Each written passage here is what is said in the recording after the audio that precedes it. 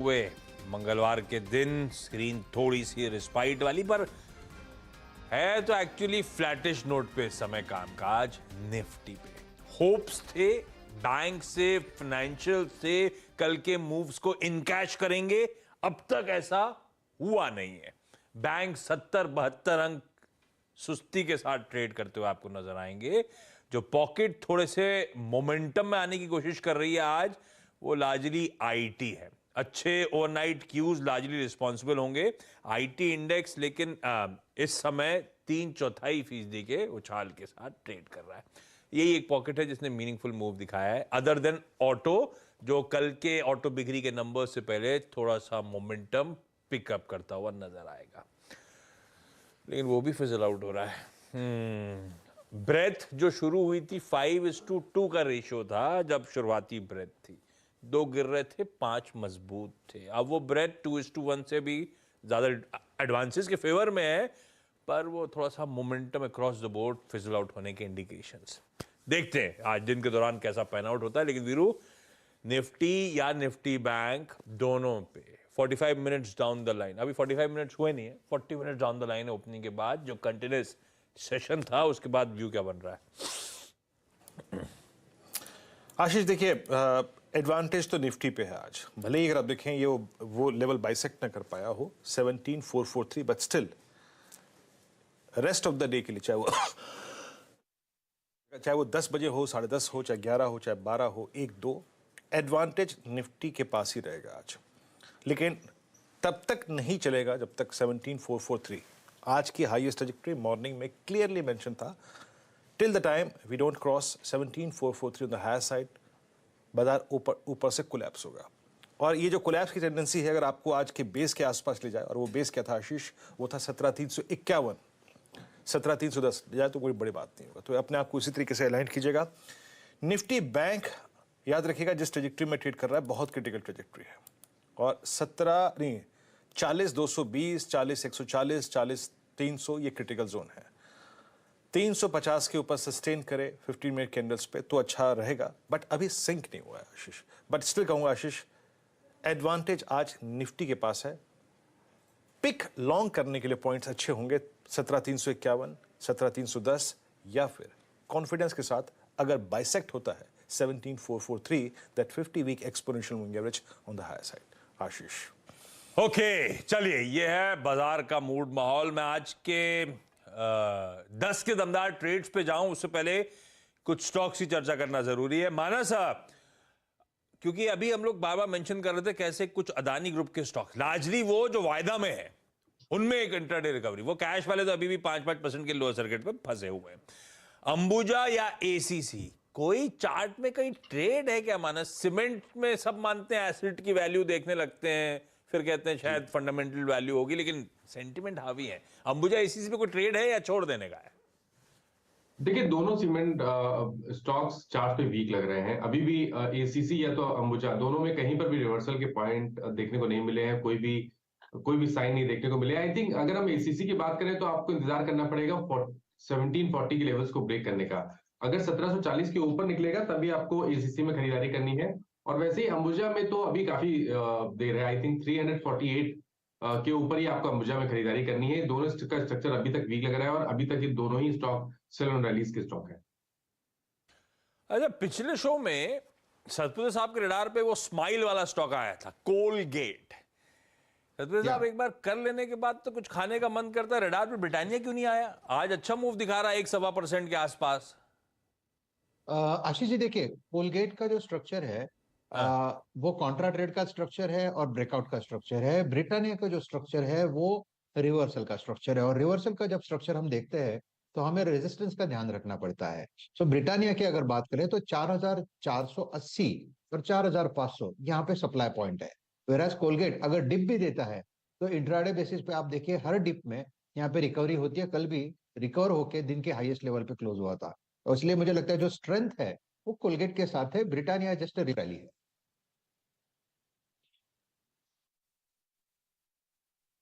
अच्छा राजेश जी, आपके दो पिक्स क्या होंगे? आई मीन ब्रिटानिया का जिक्र तो आशीष ने किया, आपने अगर आप देखें उसमें अपना एनालिसिस प्रेजेंट किया, लेकिन दो ट्रेड्स क्या चीज करना चाहेंगे आप इस वक्त?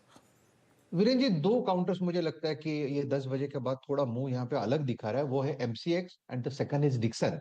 एमसीएक्स की बात करें तो एमसीएक्स मुझे लगता है 1400 के ऊपर जैसे ट्रेड करना शुरू करेगा, जो कर ही रहा है। इनफैक्ट शॉर्ट स्क्वीज होगा, 1450 का टारगेट होगा, 1390 का स्टॉप लॉस होगा। डिक्सन की बात करें तो डिक्सन में देखिए, ओवरऑल अगर आप देखें डिक्सन वैसे अगर हाई बीटा है, हाईली वोलेटाइल है, तो आपका stop loss has to be very clear, आपको रखना पड़ेगा। डिक्सन का स्टॉप लॉस 2770 पे, और इसका जो टारगेट दिख रहा है मेरे हिसाब से कम 3000 तक की रैली डिक्सन में आएगी। So it's a buy in Dixon and it's a buy in MCX. MCX और डिक्सन अगर आप देखिए, दो बाय ट्रेड्स हैं आपके यहाँ पे, और एमसीएक्स आपकी स्क्रीन पे लगभग 1450 के लक्ष्य के लिए आप खेल सकते हैं। विकास सालू के मौजूद हैं। विकास, गुड मॉर्निंग। आपके दो कन्वेंशन ट्रेड्स क्या रहेंगे विकास? Good morning Virendra ji, Ashish ji. देखो, ओवरऑल हमारा एक्सपेक्टेशन है कि मार्केट यहाँ पे आज एक इम्पोर्टेंट लेवल जो है ऊपर की तरफ का, जो 17,470 जो स्पॉट निफ्टी में हमने देखा है कि उसके ऊपर अगर निकलता है तो मुझे लगता है मार्केट में एक अच्छे पुल बैक रैली देखने को मिल सकती है। तो उस हिसाब से पहला कॉल रहेगा कोटक बैंक। कल भी हमने देखा है कि कोटक बैंक में एक अच्छी खासी मोमेंटम आते हुए देखने मिली है, और हमने नोटिस किया है कि 1690 का एक स्ट्रॉन्ग सपोर्ट यहाँ पे बना चुका है। हमने लास्ट कुछ दिनों में भी देखा है कि कोटक इसी रेंज से पुल बैक रैली करता है, इसी रेंज से बाउंस करता है। तो मुझे लगता है वापस कोटक ने कल उसी पॉइंट से एक बाउंस किया हुआ है, तो वो कंटिन्यू होगा। ऊपर में 1800 का टारगेट कोटक बैंक में आते हुए देखने मिलेगा, 1690 का स्टॉप लॉस नीचे रहेगा। दूसरा रहेगा ऑटो पैक से महिंद्रा एंड महिंद्रा। महिंद्रा एंड महिंद्रा भी एक स्ट्रॉन्ग यहाँ पे पॉजिटिव साइड मोमेंटम कर चुका है इंट्राडे में, बट मुझे लगता है वापस एक सपोर्ट जोन के आसपास आ चुका है। यहाँ से वापस ऊपर की तरफ एक पॉजिटिव रुझान देखने मिल सकता है।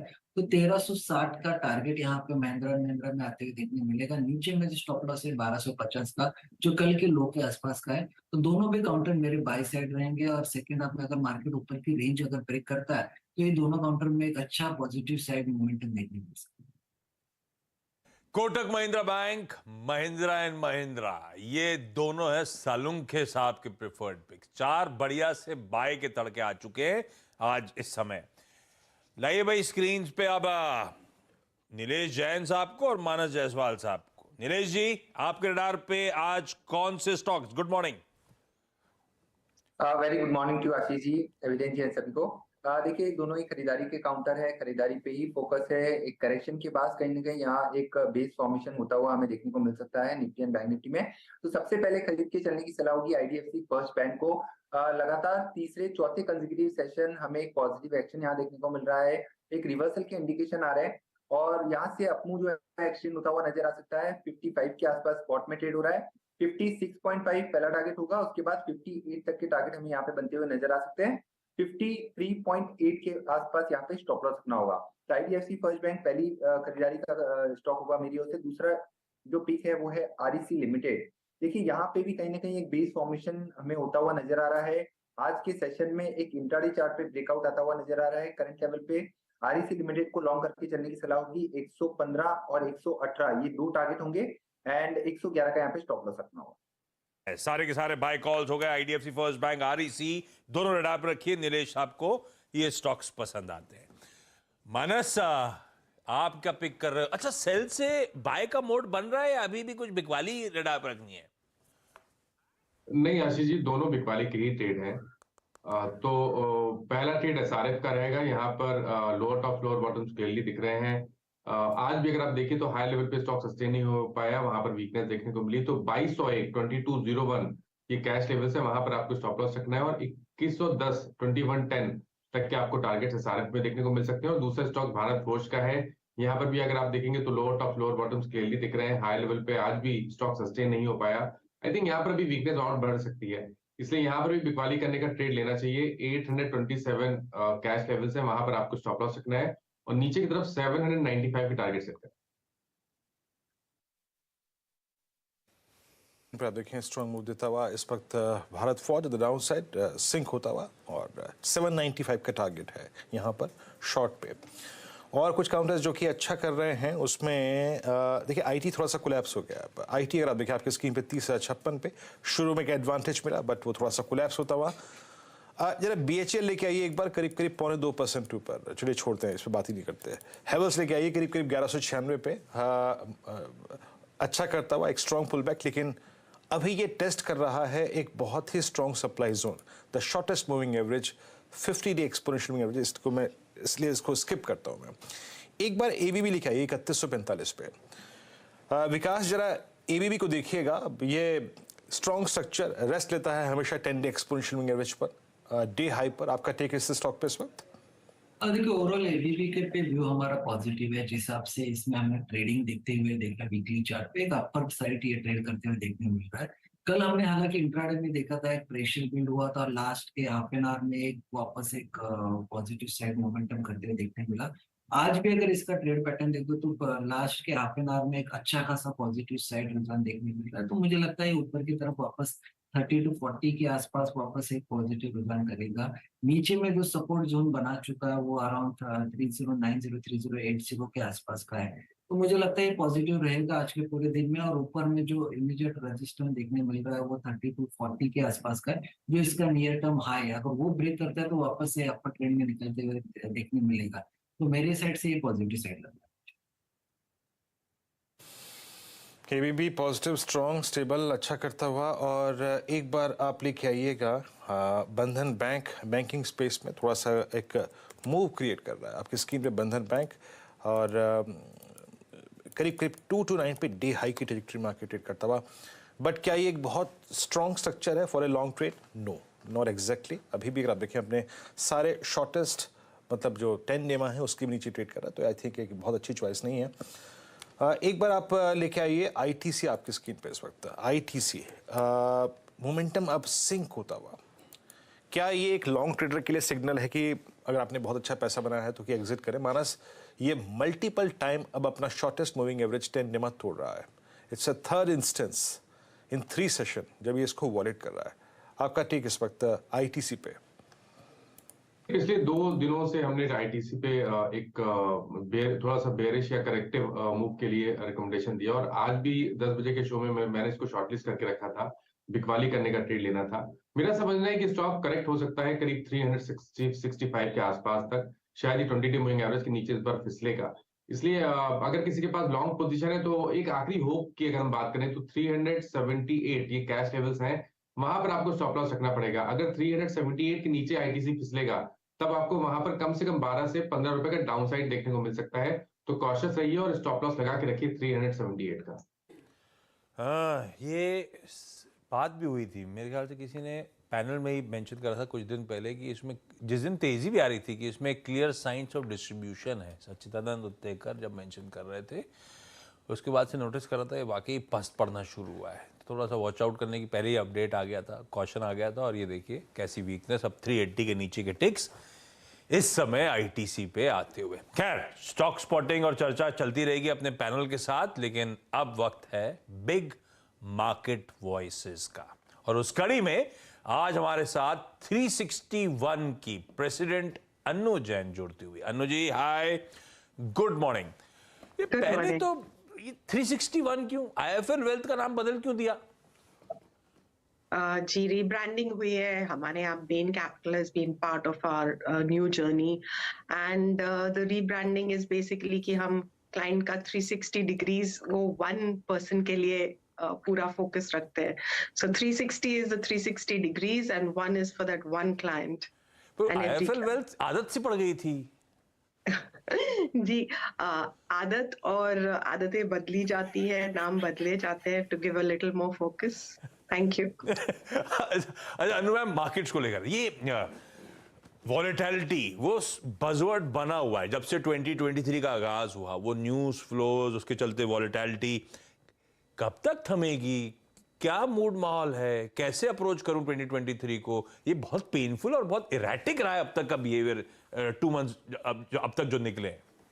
जी आशीष, इनफैक्ट फरवरी का मंथ मोर देन जनवरी, जिस तरीके के न्यूज फ्लोज आए हैं अगर आप देखें तो, right from starting from the budget to the Adani news to a so-called bad monsoon to people not taking well कि एक PSU के MD ने आके जो स्टेटमेंट दिया, तो मतलब जब हर जगह से खबर आ रही है वो इस समय मार्केट के लिए कहीं से भी एकदम सिंपल नहीं है। इनफैक्ट जो रशिया, चाइना और यूएस में भी जो अनाउंसमेंट्स हुए हैं politically, plus the rate hike की अभी और होंगे यूएस में, आप एक एक न्यूज को पकड़ लीजिए, एक एक इंडिविजुअली ही डिफिकल्ट है, और फिर सब एक के ऊपर एक आना इन अ स्पैन ऑफ 4 हफ्ता, आई थिंक लाजमी है। जो हम देख रहे हैं बहुत बहुत नॉर्मल है।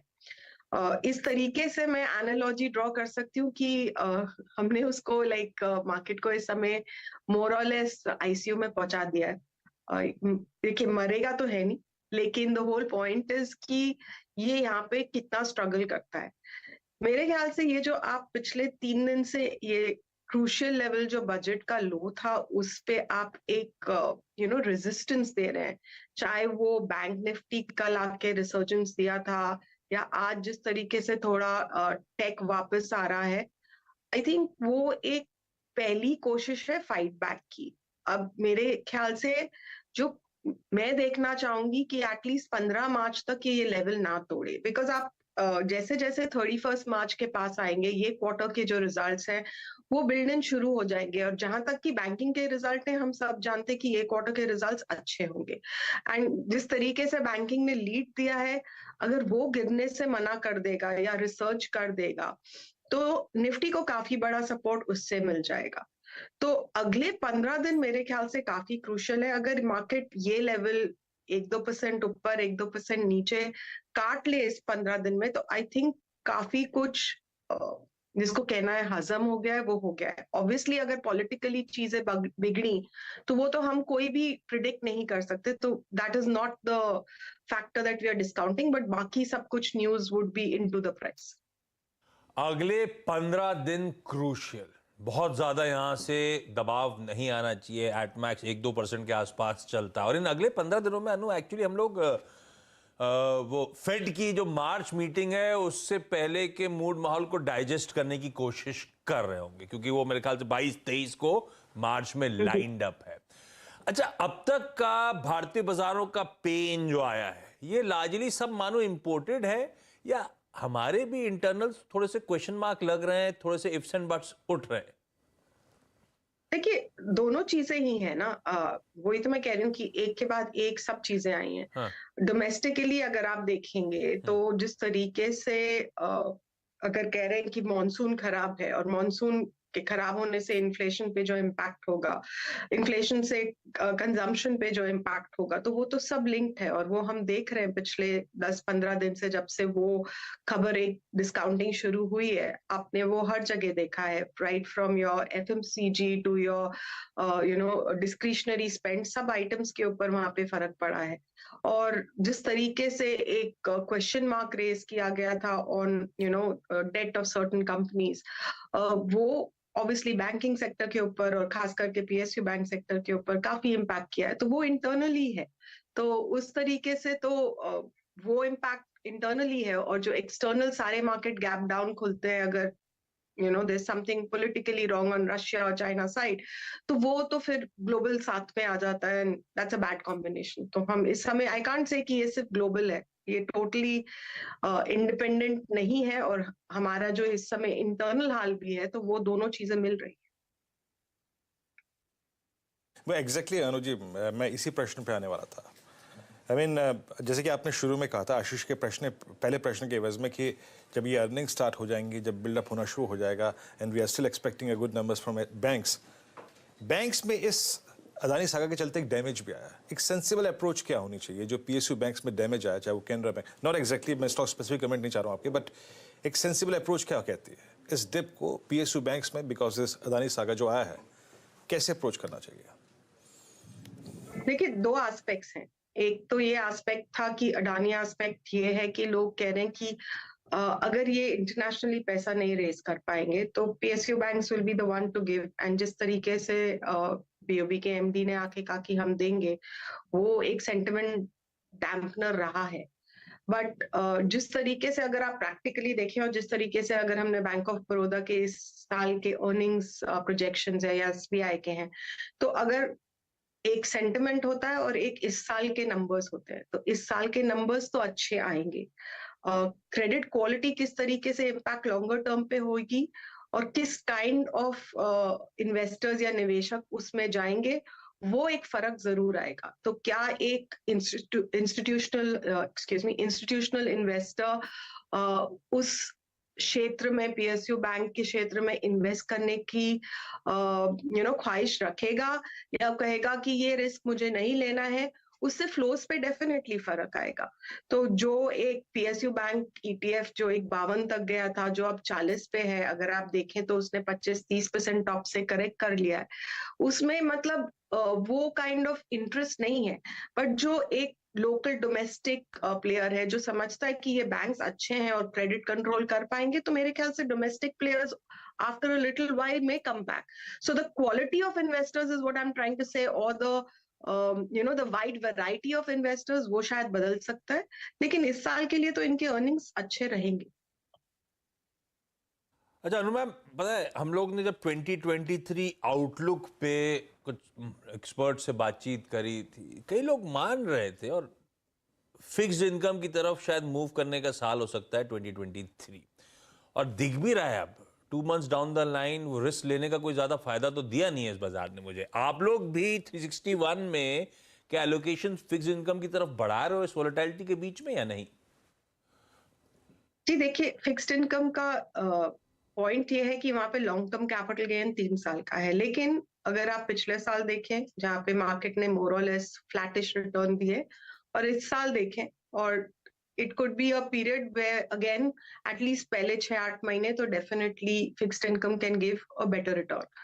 और by any chance अगर जो नया fear आया है कि यूएस अभी और रेट बढ़ाएगा और उसके चलते हुए शायद इंडिया को भी और बढ़ाना पड़े, तो उस हिसाब से तो शायद आपका फिक्स्ड इनकम इक्वल या बेटर रिटर्न दे सकता है। तो वो डेफिनेटली एक जब हम क्लाइंट्स के साथ बात करते हैं और उनके एसेट एलोकेशंस के बारे में चर्चा करके और डिसीजन लेते हैं, तो वो एक डेफिनेट पॉइंट होता है। But most of our clients have a very fixed asset allocation की हम 60% डेट में है, 40% इक्विटी में है, या वाइसा वर्सा। तो within that we are trying to obviously maximise their returns in that allocation. अच्छा, हमने शुरुआत करी थी डिस्कशन की वोलेटिलिटी के साथ अनु, इस वोलेटिलिटी के बीच में 361 में आप लोग कौन सी की थीम्स हैं जिस पे दाव लगा रहे हो, जिस पे बेट कर रहे हो इक्विटीज में? इक्विटीज में जहां तक की थीम है, हमारा बैंकिंग का थीम हमेशा से एविडेंट था। हमने उसके ऊपर डेफिनेटली बिलीव करते हैं, उसमें हमारे जो टॉपिक्स हैं वो हर साल आ जाते हैं। वो स्ट्रैटेजी रिपोर्ट आईएफएल कैप की जो हमारा रिसर्च हेड है वहां से आती है, जो अभी भी बैंकिंग पॉजिटिव है। हमने एक नया स्टॉक जो इस बार लिया है and that's worked very well for us is NTPC, because we believe that that's probably going to आप जिस तरीके से वॉलेटिलिटी की बात कर रहे हैं, तो उस वॉलेटिलिटी में प्रोबेबली स्टेबिलिटी वाले स्टॉक्स ज्यादा इंपॉर्टेंट है। तो अगर हम बैंकिंग की बात करें तो एचडीएफसी बैंक है, जहां पे हमें पता है कि अगर मार्केट कहने की बात है, अगर गिरता भी है तो it will not fall as much as the market. और for that matter NTPC, these are places to hide. पहले क्या होता था आशीष जी कि एफएमसीजी और आपका जो फार्मा था वो एक प्लेस टू हाइड बन जाता था। अनफॉर्चुनेटली पिछले 6-8 महीने में हमारे पास प्लेसेस टू हाइड बहुत कम हो गई हैं। सिर्फ अब मैं कह सकती हूँ फ्यू स्टॉक्स बचे हैं जो प्लेसेस टू हाइड है, rather than a sector which is a place to hide. तो हम ये जानते हुए कि ये साल एक वॉलेटाइल ईयर होगा, हम एक पॉकेट्स ऑफ सेफ्टी ढूंढ रहे हैं जिसमें हमें एचडीएफसी बैंक दोनों लगते हैं और एनटीपीसी लगता है। तो ये 3 हमारे इक्विटी फोकस स्टॉक्स है जहां पे आप प्रोबेबली वॉलेटिलिटी में अपने आप को संभाल सकते हैं। ओके अनु जी, एग्जैक्टली जब आप एनटीपीसी का जिक्र कर रही थी उससे पहले मेरे दिमाग में एग्जैक्टली एक स्पेस और considering this heat wave and quite early जो हीट वेव स्टार्ट हुई है, हमेशा मिड कैप में कोई ना कोई थीम आके डिलीवर करती है। कभी डिफेंस ने डिलीवर किया, फिर रेलवे स्टॉक्स ने डिलीवर किया। वाइट गुड सेगमेंट जिसने लास्ट सीजन में अपने अगर आप देखें बहुत स्ट्रॉन्ग मूव नहीं दिया क्योंकि CY22 में मेटल प्राइसेस काफ़ी फर्म थे। अब इनके पास एक एडवांटेज है मेटल प्राइसेस के थोड़ा सा लो होने का, डिमांड स्ट्रॉन्ग होने का। आप वाइट गुड सेगमेंट में ma'am Whirlpool, symphony, Voltas, Havells, कैसे अप्रोच कर रहे हैं इनको? No, we are quite neutral on it. हमने कोई खास इसमें परचेज कराई नहीं है. I would still stick to probably Havells as a theme if I wanted to buy, but not that I find it. I think there's scope for more reduction if there is consumers getting dicey because of the monsoon. तो वो नहीं होगा. But I think आपको कहीं ना कहीं infra के ऊपर एक नजर रखनी चाहिए. मिड कैप इंफ्रा अभी तक प्ले आउट नहीं किया है, चाहे नीचे से काफी रिकवरी हुई है, बट जिस तरीके से हम एंटिसिपेट कर रहे हैं कि इंफ्रा पे स्पेंड होगा, उसमें कुछ नाम्स मैंने देखा है, चाहे आप उसको डायरेक्टली माने इनडायरेक्टली माने, जैसे एपीएल अपोलो चलते हुए देखा है या कुछ और है, तो आई थिंक वहां स्कोप अभी भी काफी है. और जो जिस तरीके से गवर्नमेंट का पूरा फोकस है, मेरे ख्याल से mid cap infra is that part of the mid cap sector जहां मैं अपॉर्चुनिटीज ढूंढूंगी कि कहाँ पे हम निवेश कर सकते हैं. अच्छा, हम कुछ एक्सीडेंट्स पे आपकी राय? जैसे बजाज ऑटो, उन्होंने जो प्रोडक्शन कट का फैसला लिया, considering slow down in export markets, यही एक ज़माने में उनका एक सबसे स्ट्रॉन्ग स्पेस हुआ करता था, मुझे याद है post Covid. Two wheeler space में अलग अलग स्टोरी हैं. टीवीएस की स्टोरी अलग है, और हीरो मोटोकॉर्प बजाज ऑटो में एक सीवियर प्राइस डैमेज हुआ है. आपको थ्रेट्स ऑटो में कहाँ कहाँ नजर आ रहे हैं? क्या इनमें सीवियर प्राइस डैमेजेस और पॉसिबल हैं? और ऑटो में मैडम अपॉर्चुनिटी कहाँ पर है? वीरेंद्र, हम इस बात पे पहले भी बात कर चुके हैं कि हम टू व्हीलर्स के ऊपर थोड़ा कॉशियस इसलिए भी है बिकॉज ये मार्केट काफी सैचुरेटेड है, और बेसिकली इलेक्ट्रिक व्हीकल्स में कौन लीडरशिप लेगा वो किसी को अभी तक पूरी तरीके से अंदाजा नहीं है. और उस चक्कर में काफी लोग वेट एंड वॉच कर रहे हैं इस सेक्टर से निकल के कि while there is demand and sales which are coming, आगे ग्रोथ किस में आएगी वो अभी तक बहुत क्लैरिटी नहीं है. इसलिए टू व्हीलर्स में चाहे वो टीवीएस हो, बजाज ऑटो हो, हीरो हो, आप देखेंगे कि बारी बारी से सब में स्ट्रेस आ रहा है. And whether it is electrical which is going to come out or some other technology which will take place after that, इसलिए वो हमने इसी तरीके से हमने देखा था कि even in four wheelers Maruti kind of suffered for some time. अब जब से मारुति ने बोला है कि वो 4 मॉडल्स ला रहा है सुजुकी के साथ, there has been a resurgence into it, and I think जब मारुति वो लॉन्च करेगा वो 4 vehicles, and that will be the first competition for Tata Motors because अभी तक they had taken in electric vehicles. I think आपको 4 wheelers में एक change मिलेगा, and I think probably मैं कहूंगी that would be a time to get into Maruti or look at that part of the auto segment where it is. Otherwise जो overall हमारा house view है वो probably is on the on the Ashok Leylands of the world where there is more demand coming up as there is industries picking up. But on the personal side and the consumption side, I think 4-wheeler will be Maruti after underperforming for 2 or 3 years because it didn't have a full product range in the electric. I think वहां पे ज्यादा नजर होनी चाहिए. इस बाजार में दरअसल रेडार पे प्लेसेस टू हाइड, और वो अब कोई सेक्टर नहीं है, कुछ इंडिविजुअल स्टॉक्स हैं, जैसे कि एचडीएफसी ट्विंस, जैसे कि NTPC. Anu, places to hide मतलब बेसिकली वहां पे कमाई का आइडिया है या पैसा कैपिटल प्रोटेक्ट करना है इस समय और इक्विटीज में एक्सपोजर भी बनाए रखना है? कैसे क्या मतलब हुआ प्लेसेस टू हाइड का? तो पहले तो आपका कैपिटल प्रोटेक्शन तो पहला ऑब्जेक्टिव होगा, but obviously even if the market is giving you flat returns, market को थोड़ा सा आउट परफॉर्म कर जाए तो it is out performance of the Nifty. अगर निफ्टी फ्लैट है तो ये एटलीस्ट आपको 4-5% रिटर्न दे, अगर निफ्टी नेगेटिव है तो भी ये फ्लैटिश रहे. It will be capital protection obviously is first and out performing the Nifty. Anuji, thank you so much जुड़ने के लिए, बढ़िया तरीके से मार्केट्स और बढ़िया तरीके से सब कुछ समझाने के लिए. HDFC bank, HDFC limited, NTPC, ये वो स्टॉक्स हैं जो प्रिफर्ड पॉकेट्स हैं जहां पे पैसा 361 इस समय अपना चैनलाइज कर रहा है. ये उनकी गो टू पॉकेट्स हैं, प्लेसेस टू हाइड है इस समय की मार्केट्स वॉलेटिलिटी में. ये वो स्टॉक्स हैं जो शायद मार्केट्स को इवेंचुअली आउट परफॉर्म करके भी दिखाएंगे. बाकी जो वीरू ने चर्चा कर दी बाकी सेक्टर पॉकेट्स की, उनमें जो चर्चा हुई थी वो पसंदीदा स्टॉक्स भी आपकी स्क्रीन पर आते हुए. अच्छा, इस बीच सिप्ला विकास जरा चार्ट पे देखिएगा, अब धीरे धीरे प्रेशर और बढ़ रहा है। 2.25% के दबाव के साथ सिप्ला कामकाज करता हुआ, वो जो पीतमपुर फैसिलिटी इंदौर की थी उसका फॉर्म 483 की डिटेल सामने आ गई, आपत्तियां जो आई थी वो सामने आ गई। 8 ऑब्जर्वेशन में कुछ दिक्कत भरी आपत्तियां हैं। कैसे देख रहे हो आप विकास, सिप्ला जो अब दिन के लोज के आसपास कामकाज कर रहा है? देखो अभी भी वीक है। इसमें एक आज के दिन में हमने नोटिस किया कि 945 का एक इमीडिएट रेजिस्टेंस भी देखने मिल रहा है। वीकली चार्ट पे तो यहाँ पे अभी भी वीकनेस बढ़ती हुई देखने मिलेगी। नीचे में 900 के नीचे की लेवल्स यहाँ पे ओपन होते देखने मिल रही है।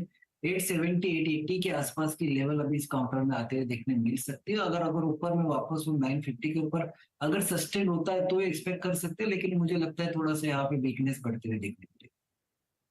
नीलेश जी,